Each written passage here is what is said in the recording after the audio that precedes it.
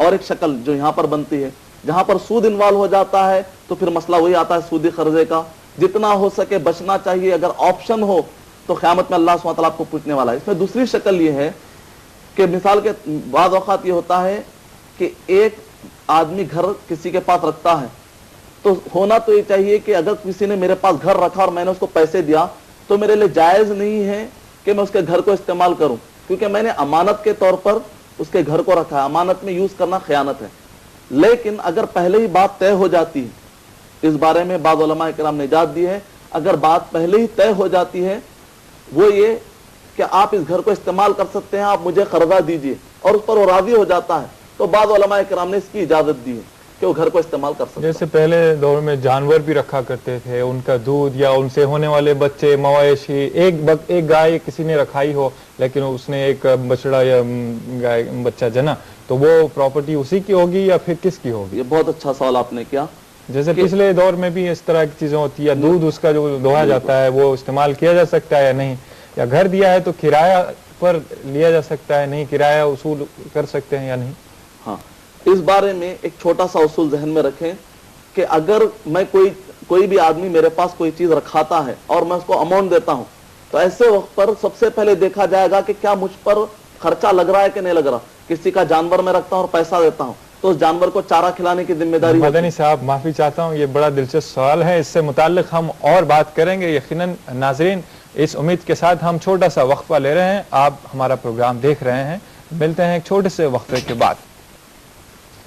ناظرین, وقفے کے بعد پھر سے میں آپ کا استقبال کرتا ہوں. پروگرام آپ اور ہم میں چل رہی تھی بات, جو جانور رکھائے جاتے ہیں رہن کے طور پر یا گھر یا عرضی رکھائی جاتی ہے, اس سے کوئی فائدہ اٹھایا جا سکتا ہے یا نہیں.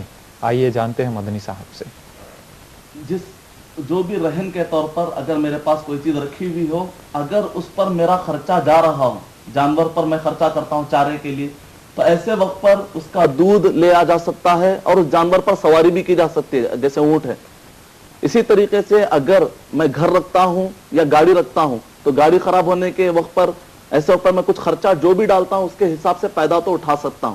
مسئلہ آتا ہے اس وقت پر جبکہ مجھ پر خرچہ نہیں لگتا ہے اور وہ امانت کے طور پہ میرے پاس رکھا گیا ہے. سب سے بہترین شکل تو یہ ہے کہ اس امانت کو استعمال نہ کیا جائے. لیکن اگر کوئی استعمال کرنا بھی چاہتا ہے تو اس کا مکمل کرایہ جو معاشرے میں سوسائٹی میں ہے وہ دیا جائے.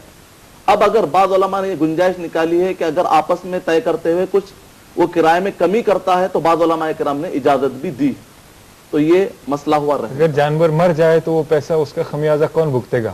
جانور اگر مر جائے تو ایسے وقت پر امانت کے طور پر جانور رکھا ہوا ہے, اگر جس کے پاس رکھی گئی ہے اگر اس نے کوئی کوتاہی نہیں کی ہے تو اس پر کوئی ذمہ داری نہیں, لیکن اگر اس نے کوتاہی کی ہے تو اس پر برابر ذمہ داری آئے گی. یقیناً.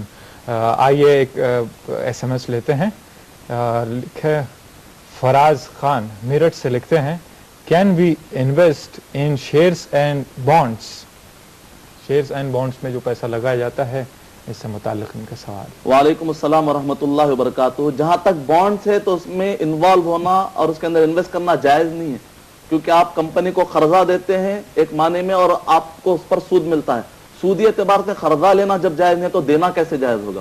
اور اسلام لینے کے مقابلے میں دینے کو جو آپ کے اختیار میں اس کو اور بھی روکتا ہے. جہاں تک شیئرز کا مسئلہ ہے, 4 کنڈیشن ہیں, اگر آپ وہ پورے کر لیں گے بینکوں کے شیئرز میں حصہ لینا تو کسی بھی شکل میں جائز نہیں.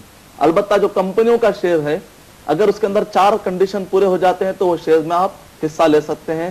سب سے پہلے تو یہ کہ جو بھی پروڈکٹ ہوگا جو آپ شیئر کر رہے ہیں وہ حرام نہیں ہونا چاہیے. اور دوسرا اصول اس کے اندر یہ ہے کہ شیئر کا پیسہ جب تک لیکوڈ شکل میں ہوتا ہے, لیکوڈ شکل میں, اس وقت تک آپ کسی اور کو زیادہ کے ساتھ نہیں بیچ سکتے کیونکہ اس کے اندر پیسہ کم اور زیادہ ہوتا ہے. البتہ اسٹیبلش ہو جاتا ہے جس مقصد کے لیے پیسہ لیا جا رہا ہے اور وہ کمپنی کے وہ آلات خریدے جا چکے ہیں, اس کے بعد اگر کچھ زیادتی کے ساتھ بانڈ بیچنا, آپ شیئر کسی کو بیچنا چاہتے ہیں تو زیادتی کے ساتھ بیچ سکتے ہیں.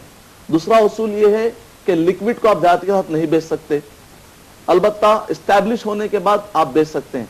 تیسرا کنڈیشن یہ ہے کہ جو اماؤنٹ آپ دے رہے ہیں اس پر ریشیو جو کیپٹل آپ کا ہوتا ہے اس کے اوپر آپ پروفٹ فکس نہیں کریں گے, جیسے ہی کریں گے وہ سود ہو جائے گا. البتہ جو پروفٹ آتا ہے प्रॉफिट के ऊपर आप कमीशन फिक्स कर सकते हैं। सूद में और बिजनेस में फर्क ये है, एक आदमी 50 लाख रुपए देता है और इस 50 लाख पर अगर प्रॉफिट फिक्स करता है तो इस्लाम में जायज नहीं, लेकिन इस 50 लाख पर जो प्रॉफिट आता है उसका परसेंटेज 20%, जो भी प्रॉफिट आएगा उसका 20% है, ये कहना जायज है। और चौथा उसूल इसमें यह है कि आदमी नुकसान और फायदा दोनों में शरीक होने का वादा करे। और पांचवा और एक उसूल ये है कि बाज़ औक़ात आप डायरेक्ट तो जो कंपनी वाले होते हैं हराम में इन्वॉल्व नहीं होते, जैसे मिसाल तौर पे जी कैपिटल्स, तो ऐसे ऊपर इलेक्ट्रिक भी है, कैपिटल्स भी, उनके कई कारोबार होते हैं, लेकिन जहां पर आप इन्वॉल्व हो रहे हैं वो हलाल होता है तो आप इन्वॉल्व हो सकते हैं, लेकिन उनके जो हराम विंग है उसके अंदर आप इन्वॉल्व नहीं हो सकते। इसी के अंदर ये भी है कि अगर कंपनी वाले मार्केटिंग के तौर पर या बिजनेस को प्रमोट करने के लिए सूदी कर्जा लेते हैं तो ऐसे वक्त पर दिल में उसको बुरा जानना चाहिए। अगर ये उसूल पूरे कर लेंगे तो शेयर इंशाअल्लाह हलाल। शुक्रिया मदनी साहब। आइए और एक SMS लेते हैं। लिखा है सैयद फारूक साहब ने रायचूर कर्नाटका से, if any Muslim takes interest what is the punishment in Islamic law, please give answer with reference. वालेकुम अस्सलाम व रहमतुल्लाहि व बरकातुहू। सूरह बकरा सूरह नंबर 2 आयत नंबर 275 में है कि जो आदमी सूद खाएगा क़यामत के दिन पागलों के जैसा उठेगा। और इसी तरीके से सही बुखारी के अंदर समूरा बिन जुंदुब की रिवायत है कि ख्वाब में बतलाया गया कि नबी अकरम सल्लल्लाहु अलैहि वसल्लम ने फरमाया कि ना सिर्फ उसको क़यामत में मिलेगा बल्कि खबर में भी अज़ाब मिलेगा। जो आदमी सूद खाता है उसकी रूह एक खून के समंदर में जाएगी और जिससे बदबू आ रही होगी, और वहां पर उसकी रूह को जिस्म में रखकर डाल दिया जाएगा और वो आदमी उस बदबूदार समंदर से निकलने की कोशिश करेगा, फरिश्ता उसको मारेगा और इसको क़यामत कायम होने तक यही सजा मिलेगी। और जो आदमी सूद खाता है, नबी अकरम सल्लल्लाहु अलैहि वसल्लम ने फरमाया कि उसके अंदर 70 मर्तबे का गुनाह लिखा जाएगा, कैटेगरीज का। कम गुनाह यह है कि अपनी सगी माँ से कोई आदमी जिना करे। तसव्वुर कीजिए कि उसका कम गुनाह यह है तो 70 मर्तबा का जो बड़ा गुनाह है वो फिर क्या होगा। नबी अकरम सल्लल्लाहु अलैहि वसल्लम ने फरमाया कि एक मुसलमान की इज्जत उड़ाना है। और एक भी हदीस में नबी अकरम सल्लल्लाहु अलैहि वसल्लम ने फरमाया, मुस्तदरक अल हाकिम के अंदर है कि एक आदमी सिर्फ 1 दिरहम सूद का खाता है, 33 मर्तबा जिना करने का गुनाह लिखा जाएगा। अल्लाह। ये सारी बात इस वजह से है क्योंकि इसमें गरीबों पर मजीद जुल्म होता है, इस्लाम उसको पसंद नहीं करता। अल्लाह हिफाजत फरमाए हमारी। हेलो, एक कॉलर कॉल कर रहे हैं। हेलो जी, फरमाइए, कौन साहब बोल रहे हैं? हेलो, अस्सलाम वालेकुम, मैं अब्दुल हकीम बात कर रहा हूँ वारिसगढ़ से। वालेकुम अस्सलाम जी, फरमाइए आपका सवाल क्या है? अच्छा, ये जो अभी जमात इस्लामी में एक इदारा है जहाँ पर जो बगैर सूदी लेन देन होता है, जहाँ वहाँ पर जो सोना रखना पड़ता है जी, उसका 75% सूद, उसका 75% कर्जा देते हैं जी। उसी तरह कोई और इदारा है क्या बगैर सोना रखे के? अच्छा, बेहतर है, आपका सवाल बताते हैं। आइए मदनी साहब से जी। सलाम वालेकुम अस्सलाम व रहमतुल्लाहि व बरकातुहू। कि जहाँ कहीं भी ऐसे इदारे कायम हो रहे हैं जो कि सूदी निज़ाम को धक्का पहुँचाते हैं और इस्लामी जो निज़ाम है ज़कात का, सदक़ात का, उख़ुवत का, उल्फत का, वो सारे इदारों की अल्लाह सुब्हानहू व तआला मदद फरमाए, अल्लाह सुब्हानहू व तआला उनको तक़वियत पहुँचाए। और इदारे हमें नहीं मालूम, अलबत्ता हम दुआ करेंगे कि अल्लाह सुब्हानहू व तआला ऐसे इदारे और बनाए जहाँ कहीं भी सूदी निज़ाम को धक्का हो और इस्लामी निज़ाम जो कि पूरे इंसानियत के लिए फ़ायदामंद है, अल्लाह सुब्हानहू व तआला इस निज़ाम को आगे बढ़ाए। हम दुआ करते हैं। शुक्रिया मदनी साहब, बहुत बहुत शुक्रिया, आप हमारे स्टूडियो तशरीफ़ लाए और बहुत ही बसीरत अफरोज़ मालूमात से हमें नवाजा। यकीनन ये प्रोग्राम बहुत ही वास्ट है, ये टॉपिक हमारा बहुत वास्ट है।